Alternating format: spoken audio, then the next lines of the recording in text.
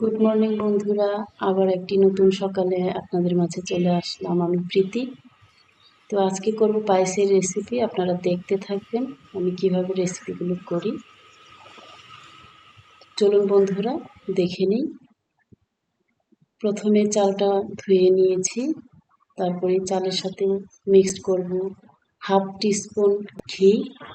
এই ঘিটা মেখে রাখলে চালটা ভাঙবে না, সেজন্য আমি আগে থেকে সুন্দর করে মেখে রাখি। তারপরে কিছুক্ষণ রাখতে হবে,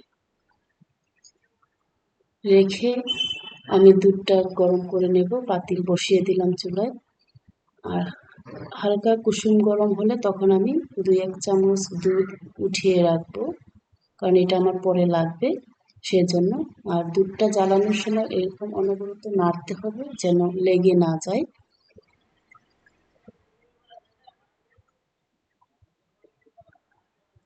বন্ধুরা, এই বাটিতে যে আমি দুধটা নিলাম সেখানে আমি একটু পাউডার গুঁড়া দুধ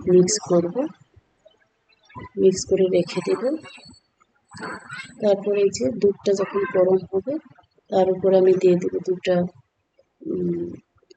এলাচ, 1 টুকরো দারচিনি আর তেজপাতা দিয়ে দুধটাকে ভালো করে ফুটিয়ে নেব।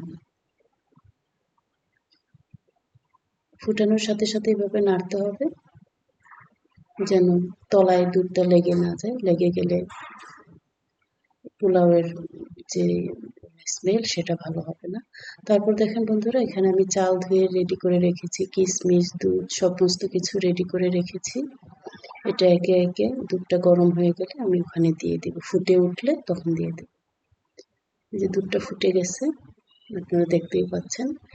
এরকম যখন ফুটে উঠবে তখন আমার এক এক করে জিনিসগুলো দিতে হবে। প্রথমে দিচ্ছি চাল, ঘিয়ে মাখানো চাল। ঘিটা মাখালে চালটা ভাঙবে না, সেজন্য পারলে সম্ভব হলে আপনারা ঘি দিয়ে মেখে রাখবেন চালটা। এখানে নিয়েছি 1 লিটার দুধ আর 2 মুঠ পরিমাণ চাল।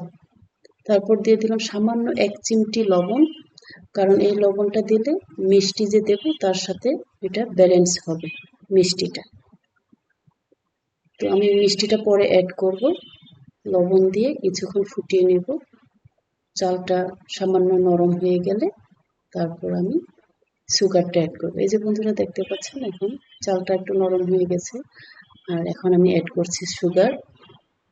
সুগারটা পরিমাণ মতো দিয়েছি, আমরা একটু কম চিনি খাই সেজন্য কম দিয়েছি, না আমাদের জন্য ঠিক আছে সেই পরিমাণটাই আমি দিয়েছি।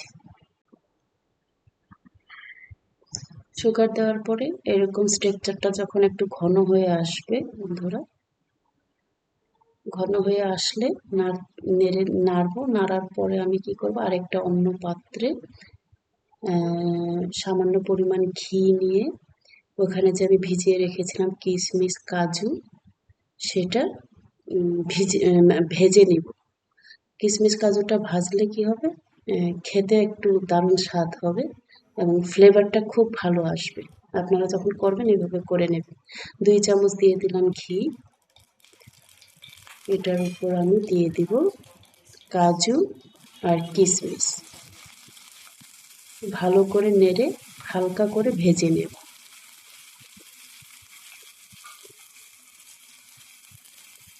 ভাজা হয়ে গেলে আমি পায়েসের উপর সেটা ঢেলে দেব।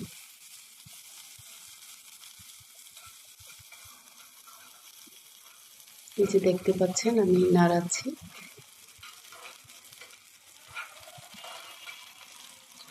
আর একটু ভাজা হয়ে গেলে এটা আবারও আমি পায়েসের উপর ঢেলে দেব।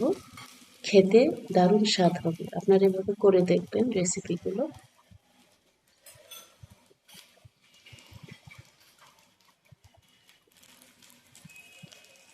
আর একটু ভাজা হবে। যে বন্ধুরা নামিয়ে নিলাম, আবার সেই পায়েসটা আমি দিয়ে দিলাম চুলোয়। এই পায়েসের উপরে সেটা ঢেলে দেব আর নাড়তে থাকবো। এভাবে কিন্তু নাড়তে থাকবেন, লেগে গেলে খেতে ভালো হবে না।